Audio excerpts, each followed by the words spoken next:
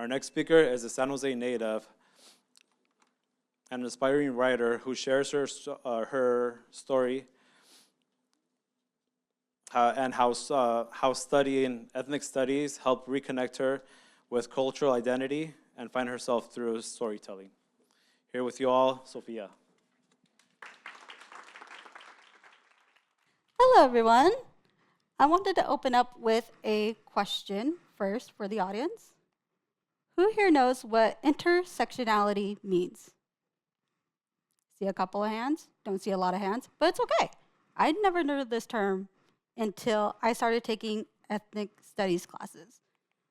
Intersectionality is a term that is coined by Kimberly Crenshaw, and it means a framework for understanding how various social and political identities, such as race, gender, class, sexuality, and ability, overlaps and intersects, creating unique combinations of privilege and discrimination.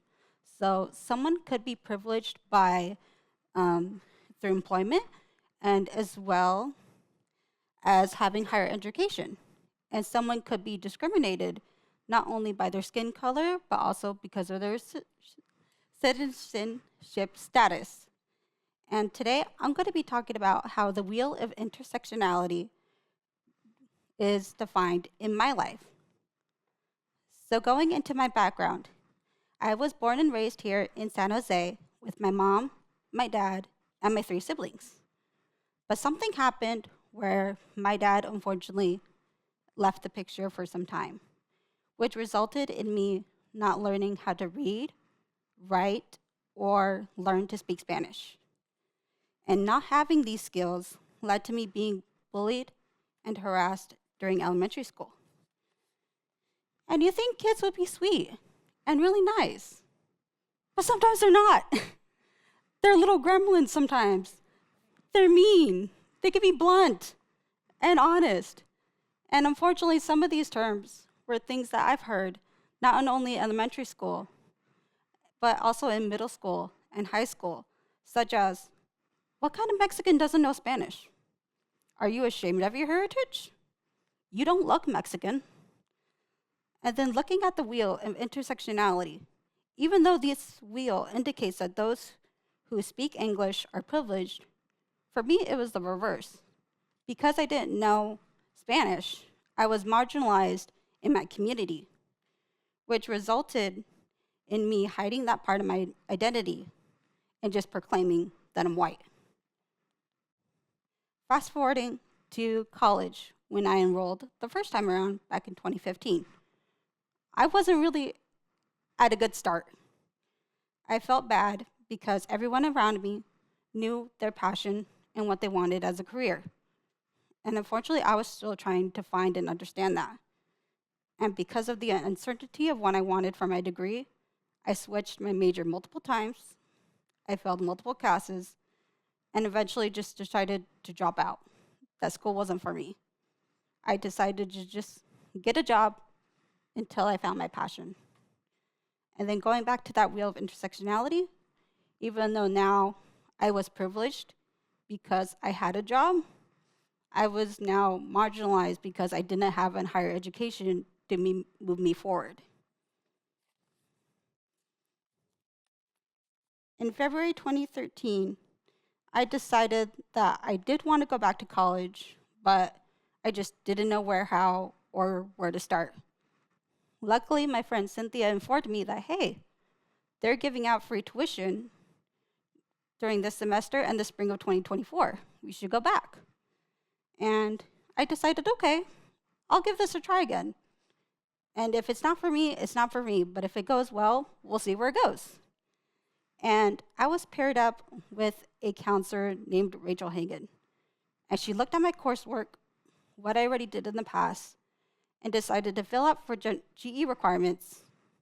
I should enroll in Mexican American history, part of the ethnic studies program. And that choice really did change my life. Now, another question for you guys. Do any of you know what ethnic studies classes are? I see a couple nods, couple heads, couple hands, kind of shakes. It's okay. I also have the definition for you guys. Ethnic studies is an interdisciplinary field that examines the history, culture, and experiences of racialized and underrepresented groups, particularly people of color within the United States. And within this program, I learned about 3 theories and concepts that really helped me define my cultural identity. Mestizaje and mestiza's consciousness, which is the biological and cultural blending of multiple identities. Racial healing, which is a process designed to heal the emotional, physical, and mental wounds of racism and systemic oppression. And this could be through creative work such as artwork, writing, comedy, and advocating, and even community. And the third term is an Aztec moment, which is a profound, after overwhelming realization of a forgotten history and indigenous identity. All of these classes I've been taking was my Aztec moment. These courses helped me explore more not only my culture, my identity, but other people's cultures as well.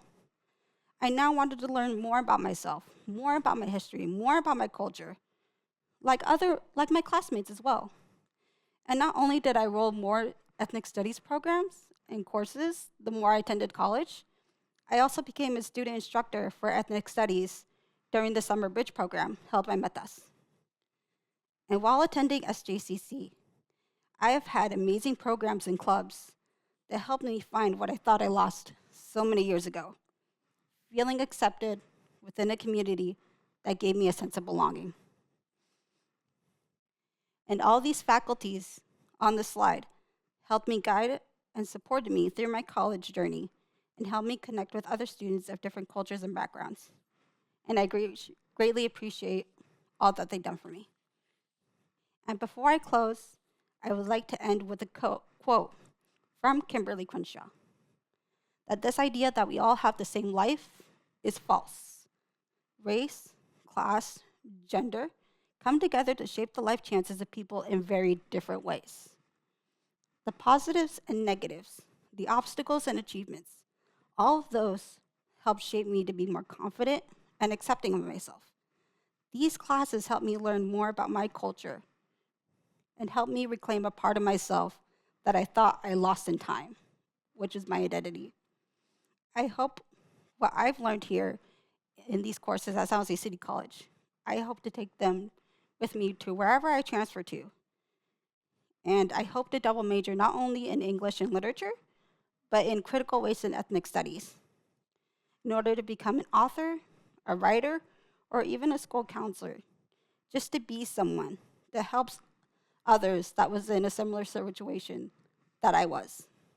I want to make sure that people feel heard, seen, and most of all, that they feel accepted.